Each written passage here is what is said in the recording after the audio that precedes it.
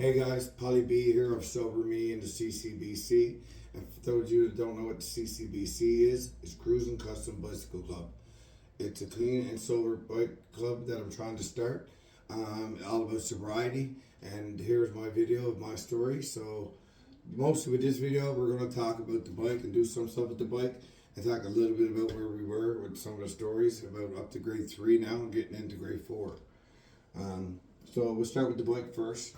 So I went along and went ahead, and so far I have the rear portion is going to join on, which used to be a swing arm, which is now going to be the rear end, because we're going to make a hardtail out of this. And here's the start of my triple trees that I've cut at a plate myself and decided to weld onto an old bike neck.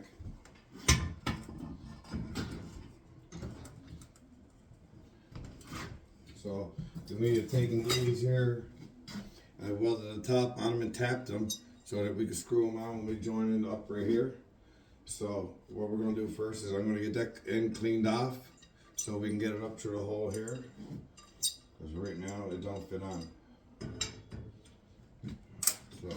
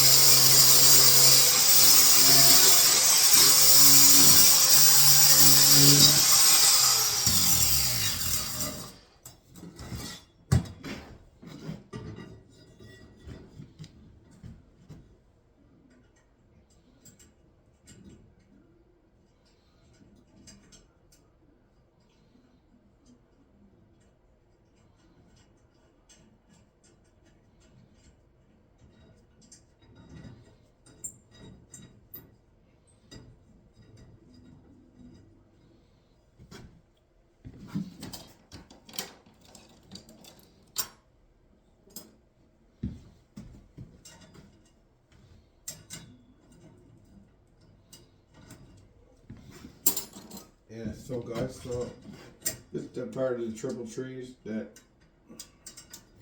I've made myself. So these are going to be a hardtail on the back and going to be no suspension on the front. Right? So that's one done. And so just a little bit of a recap on like where I was. Like I said, grade 2, like I said, I got in a lot of trouble in grade 2, so I had to do grade 2 twice. I failed the first year due to, like I said, I was down by the office a lot because I got a lot of I was a class clown, caused a lot of trouble. Grade 3 was the year that I started to fight back with everybody and everything. It caused a lot of grief. That was the year that the principal had strapped me down to the chair with belts and stuff like that, and I got out of it and ran back to class, caused more trouble. Then he ended up picking me up, and then that's when I ended up punching him, and I broke his nose, broke his glasses.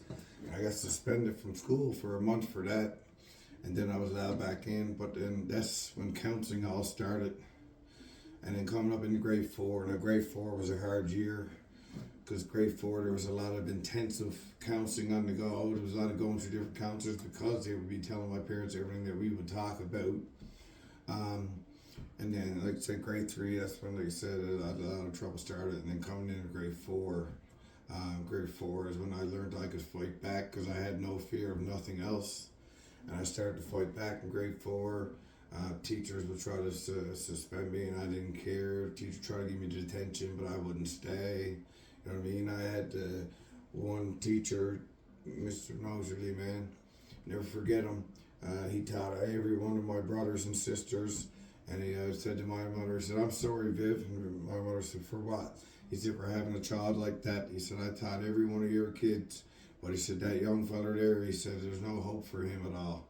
He said, "He's going to be a troublemaker and in trouble the rest of his life. It's just who he is." And I was like, "Well, what was on the go?"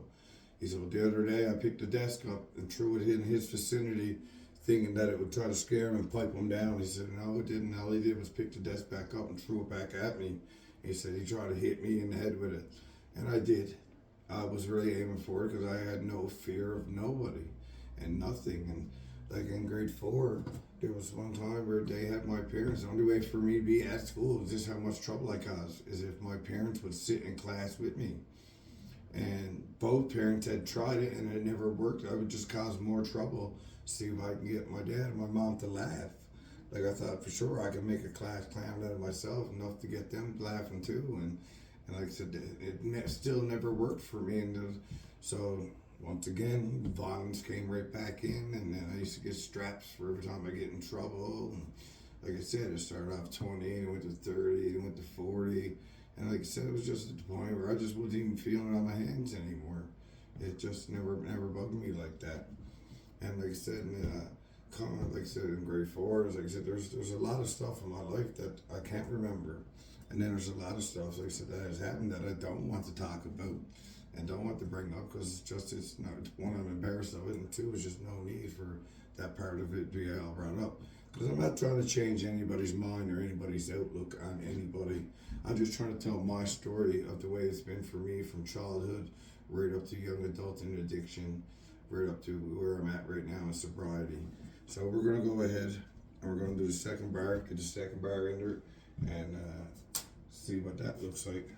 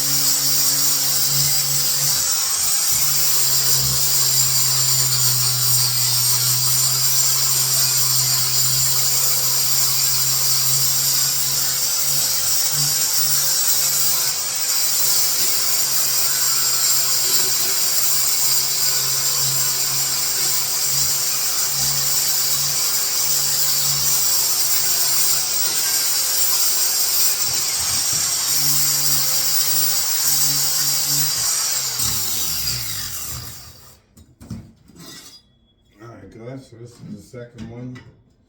Oh, it's going through there fine.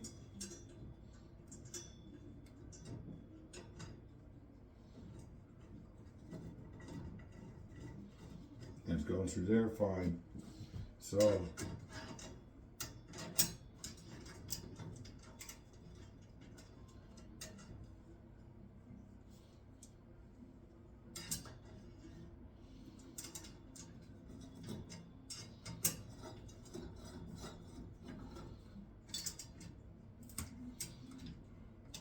guys, so now I got both of them in the front there. Right, as we can see. And I left them a little bit long, so in that way I can figure out my ride height for everything and where my front tire is going to attach to. So that's why they're a little bit long right now. But they will, yes. So far the triple trees are coming together really nice. In the next video, I'm hoping to attach, just right here, was going to be the swing arm, but which is now going to be just the rear end, because it's what's going to hold on to dual tire.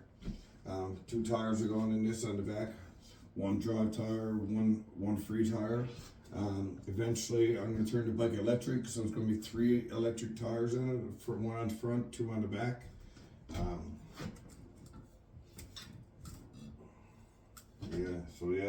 So these come together nice. So everything's coming together really nice. And so, like I said, guys, where I was. Like I said, I'm not trying to change anybody's mind. I'm just trying to tell my story the way it was for me, and why I think so. A lot of things in life happened with me. So coming into grade 5. That was a whole different year, because I just come off a horrible year in grade 4, and in grade 5 it continued on into progressing of my behavior, and continued on with the aggression at home. Like I said, I had to talk to my mother about this, and I asked her the same thing, where I've always wanted to know, why didn't she jump in? And like I said, she told me, they said he would use it against her all the time, that he'd use the house against her. Well, you won't be able to, you have to leave, and you won't be getting the kids, and this and that. And I'm glad I had that chat with her, because I always wondered why she didn't butt in on us when this was happening, because she knew of some of it, but she didn't know all of it. Like, my mother would leave for 2 weeks every year to go up to Ontario to see her mother. And yeah, that was always fine, but we were always left home with Dad, and that was the worst 2 weeks of the year ever. 1, get fed, because he wasn't a good cook. 2, just he wasn't a very nice person in general as it is, so it was always an angry time, and either his way or no way, right, with everything. Like, we used to eat butler slop, I used to call it. Would be Kraft dinner, rice and beans and wieners all mixed together in one, and that was what we used to call butler slop, but we ate it because we had no choice. And a lot of that's why we learned to cook at a very young age. My mom taught me how to cook very young, and I'm glad she did, because sometimes when she was gone, we cooked for ourselves, because that was the only way we would eat decent food. It was a different world back then when we grew up, a whole different world. And it's like a lot of different stuff. If something happened in the home, it stayed in the home, it didn't leave the home. You didn't tell nobody, but you weren't allowed to express your feelings, and like, it caused a lot of resentment between me and my sisters and my brothers, because we would see the difference. Like, I got treated totally different than what they all got treated, and I had resentment towards them for years. Like, yes, now I finally decided to let it go, but I had resentment for years about that. But we're going to get back to the bike now. So now we got our front end done, right? And it's going to be a 26-inch tire on this front of this bike. That's what I'm going to go with. These are going to be the handlebars, so you know what I mean? And they're going to curve back this way. Maybe up close that way, I'm not too sure, but I'm going to try to get them on the slant back, so it goes with the curvature of the bike. But these here, I made these out of an old seat, computer seat that was kicking around that I had, and I just stripped all the stuffing, the leather off it, and this was at the back, it was here, and these 2 pieces is what came out on the bottom, and it made a seat. So these will be the handlebars for this bike. So in the next couple of videos, you will end up seeing them going on the bike now too. So that's just a little bit there, guys, about the bike, a little bit there about the recap of where we were. So we'll continue on from grade 5 on, 5, 6, and 7. Like I said, which 7 was the last year that I was in school. So like I said, guys, please like, subscribe, share, comment.